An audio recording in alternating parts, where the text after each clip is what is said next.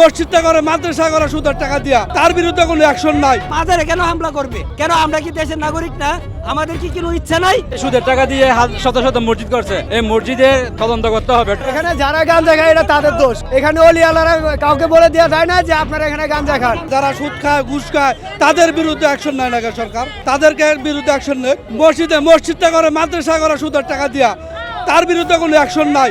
আর মাজারে বসে গাঁজা খায়, মাজারে বসে কোনো মাজারে গাঁজা খায় না। যারা গাঁজা খায় তারা আলাদাভাবে গাঁজা খায়, এটা মাজার ওলার কোনো দোষ নাই। এখানে যারা গাঁজা খায় এটা তাদের দোষ।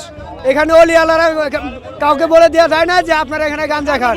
অলিদের দোষ এখানে আমরা কখনো তাদের ভুল ধরতে পারবো না। তাদের থেকে আমরা শিক্ষা নিয়েছি, আল্লাহ রাসূল থেকে অলিয়ালারা শিক্ষা নিয়েছে, তাদের থেকে আমরা শিক্ষা নিয়েছি। তারা আমাদেরকে শিক্ষা দেয় নাই যে আমরা এখানে বসে গাঁজা খাবো। এখানে যারা খাইতেছে একমাত্র তাদের দোষ। আপনারা এটা পরিচালনা করার ব্যবস্থা করুন। তো আমাদের তো দেখভাল করার মতো একটা সংগঠন খোলা লাগবে।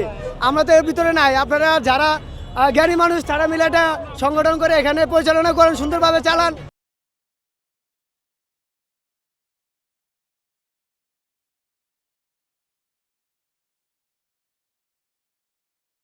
সুদের টাকা দিয়ে শত শত মসজিদ করছে, এই মসজিদের তদন্ত করতে হবে ডক্টর ইউনূসকে।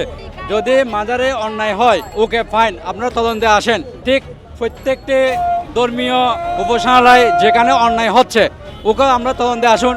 তদন্তে আসে দেখুন, ইউটিউবে হাজার হাজার ভিডিও এখনও আছে। মসজিদে কী হয়েছে, মাদ্রাসা কী হয়েছে, মন্দিরে কী হয়েছে, গির্জা কী হয়েছে, আমরা এগুলো তদন্ত করুন। তদন্ত করে বৈষম্যটা আপনারা ব্যালেন্স করুন। মাজারে কোনো অপকর্ম চলে, তারা হিরা দেখো কেন মাজারে কেন হামলা করবে? কেন? আমরা কি দেশের নাগরিক না? আমাদের কি কোনো ইচ্ছা নাই? আমাদের কি কোনো ইচ্ছার দাম নাই?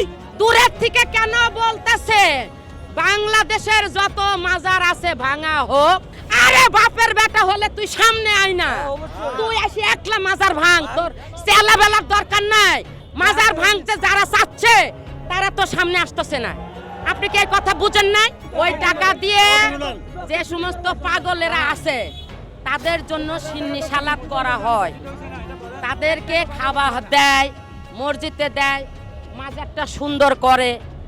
গরিব অসহায় যার কাছে 10টা টাকা নাই, আপনাকে 10টা টাকা দিলাম, আপনি একটা পাউরুটি কিনে খাইলেন, কিন্তু গাঁজা তো কেউ আমার চোখে দেখে নাই।